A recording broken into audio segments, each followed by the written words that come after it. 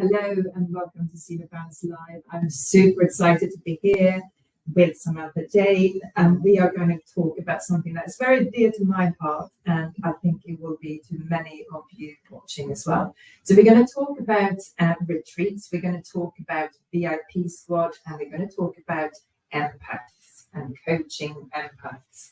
Now, I am a massive empath. So this is very much with me, so I'm really looking forward to it. So welcome.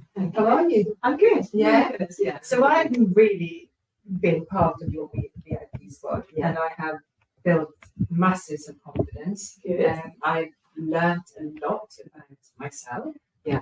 And also about learning, because one of the things I think with me was that I thought I always chose like wrong people and people that are coming into my life that really hurt me, and then I'm thinking, gosh, why do I always get things so wrong?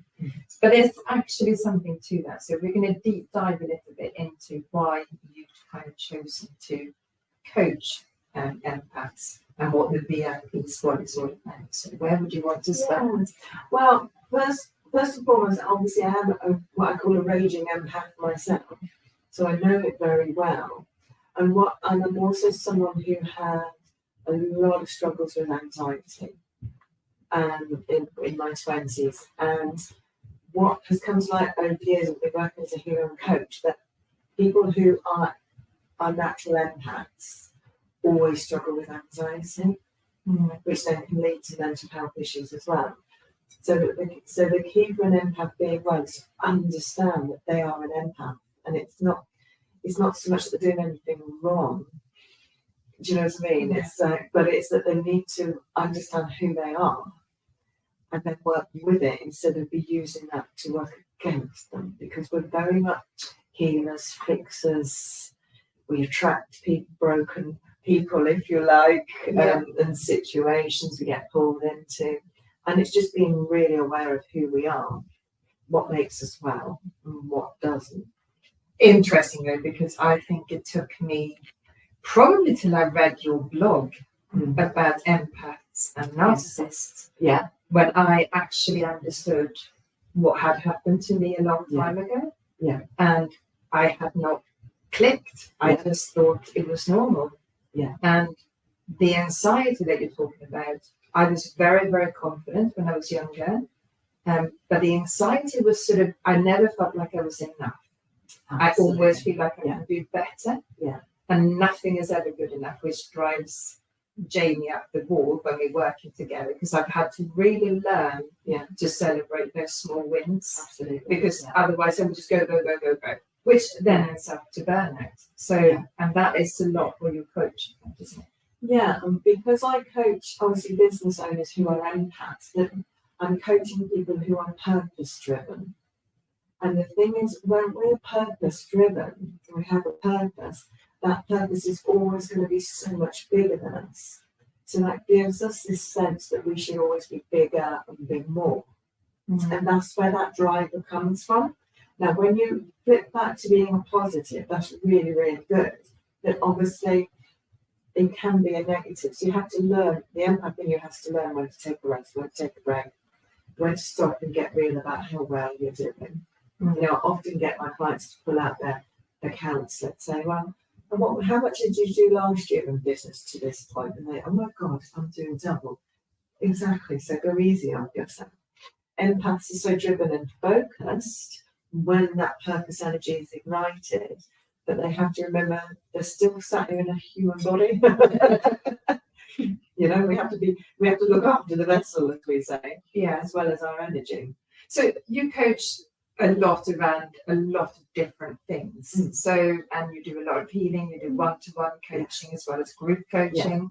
So tell us a little bit about the VIP Squad and what that actually sort of entails. The VIP Squad is what I call a blended coaching program. So every month they get a one-to-one session with me to actually talk about or deal with whatever's come up for them personally on a healing aspect. Sometimes clients receive healing, or sometimes it's actually looking at what strategy sits and feels right with their soul and with their purpose. And then add to that, they also get every month to do a 2-hour group session that is broken down into two parts. And one is me giving insights and energies that are going to come into play in the next month, because where we are all energy beings, we're all being subjected and influenced by energies. You think of the moon, move to the water, doesn't it? You know, it's like we are exactly the same. So I look and talk about how the energies are going to be impacting us as business owners, but also our clients. And that helps those who are purpose-driven to know how to serve their clients better in the month ahead. And then add to that second part is coaching. So I will coach about something that I think will be really relevant to that month that's coming in. How can I serve my clients best in that moment to tool them up for the month that's coming in? It's so useful, because the first part, when you're telling sort of what's coming into the energies, sometimes when you go back to it, you know, when you're feeling like you're dipping a little bit, or you're feeling great, and you go back to that and you look, wow, this is so true. Now I understand why I feel a bit the way I do. And it's not sort of religious that you live your life like that, but it gives you really good understanding. And it gives you really good understanding of where your clients are going to be as well. So and there is a need as well, I think, in business to recognise that there is a flow. I always say this work-life balance, I think, is a load of baloney.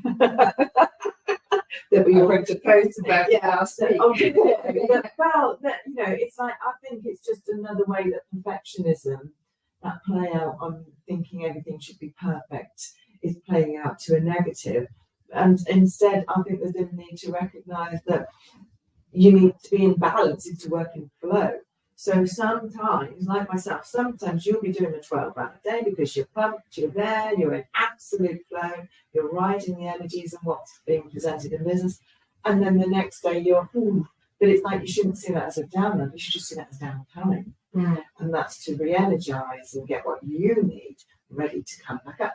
And this is how it goes. Business comes in waves, and I think people expect it to be consistent like that. I expect your input to be consistent, but your business will be like that because it comes in flow. And I think to lose this, got to be work balance. No. And it's funny because the post I did was about, if you're an athlete, and you're training for something, you're committed if you're constantly training. That's commitment. If you're a business owner and you're constantly working, or you be seen to your family and friends that you're working a lot, they think you're a workaholic. And I think the one thing to take away from what you just said, though, is the fact that you've got to give yourself the downtime. And that's sometimes, that we're not very good at. Because you will just keep working, because you actually, if you really enjoy what you do, it becomes effective and you want to do more of it.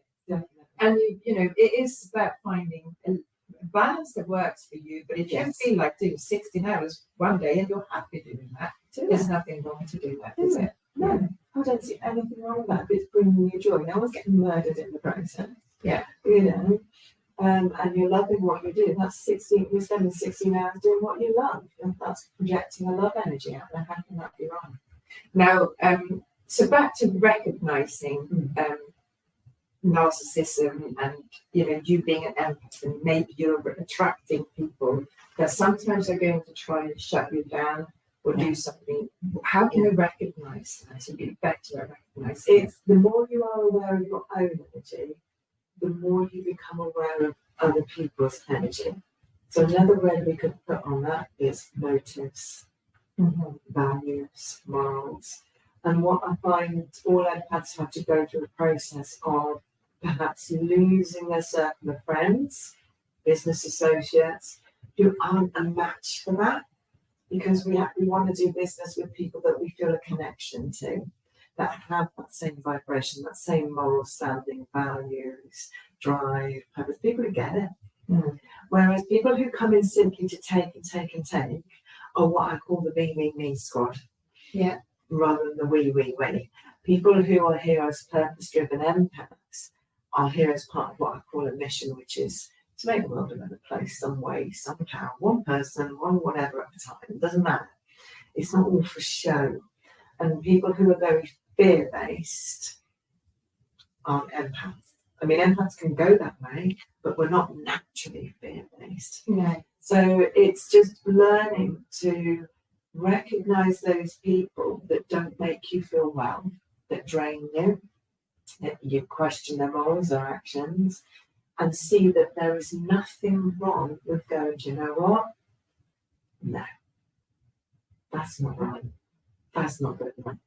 Sometimes we call people out on it, but the majority of the time we just do a note to self and go, right, that's okay for you. I'm going to leave you in your bubble, but I'm going over here and mine because that's not a match.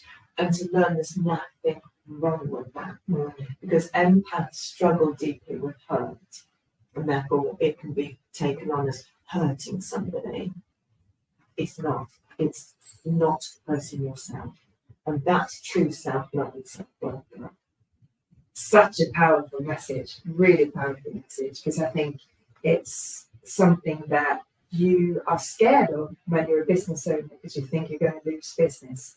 Yeah. And once you come to a point when you actually really know of who you want to work with, and if somebody is not in line with what your purpose and everything is about your business, it's okay to say no. But that's something for another show, I think. So thank you so much, Sam, for joining us. It's been absolutely amazing. So thank you, and see you soon. Take care. Have a great day. Bye.